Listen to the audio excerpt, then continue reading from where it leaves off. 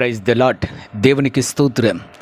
క్రీస్తునందు ప్రియ సహోదరి సహోదరులారా, మన ప్రభువును రక్షకుడునైన యేసుక్రీస్తు నామములో మీకు వందనములు తెలియజేయుచున్నాము. ఈ ఉదయకాలపు సమయమందు ప్రభు మిమ్మల్ని అత్యధికముగా దీవించి ఆశీర్వదించి నడిపించి బలపరచునుగాక.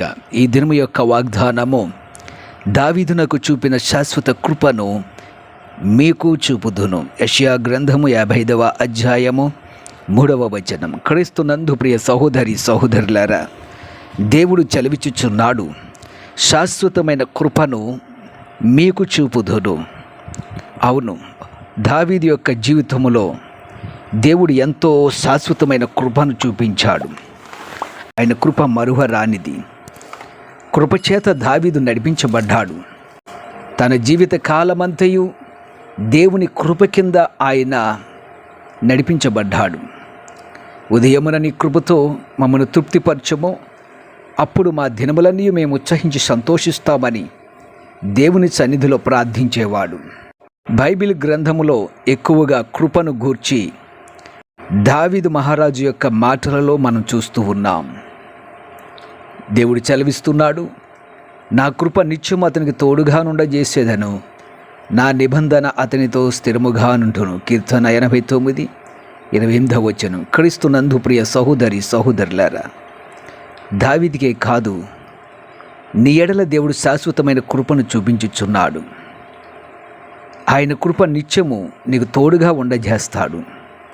ఆయన నిబంధనను స్థిరపడడానికి దేవుడు నీ ఎడల ప్రేమ కలిగి ఉన్నాడు.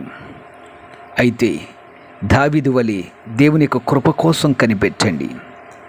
ఉదయకాల సమయమందు, దేవా నీ కృపతో మమ్మల్ని తృప్తిపరచమని దేవుని కృపను వేడుకోండి. కృప అనగా అర్హత లేని మనుషుల ఎడల దేవుడు చూపించు ప్రేమ, కనికరం. ప్రియమైనటువంటి వారులారా, దేవుని కృప మన జీవితంలో ఉండిన ఎడల మన జీవితంలో ఎంతో మేలు, ఆశీర్వాదము కలుగుచున్నది. దేవుని కృప కోసం కనిపెట్టండి, ప్రార్థించండి. మీ జీవితంలో దేవుడు అద్భుతాలు చేయడానికి ఆయన సిద్ధముగా ఉన్నాడు. ఆయన కృప శాశ్వతమైనది.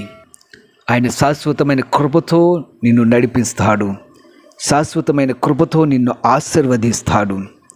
ఎవరైతే కృప కింద దాగి ఉంటున్నారో, ఆయన కృప కింద నిలిచి ఉంటున్నారో వారు ధన్యులు.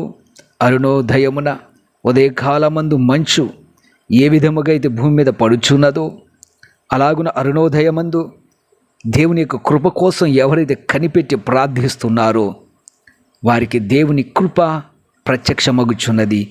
దేవుని కృప వారి మీద చూపించబడుతున్నది.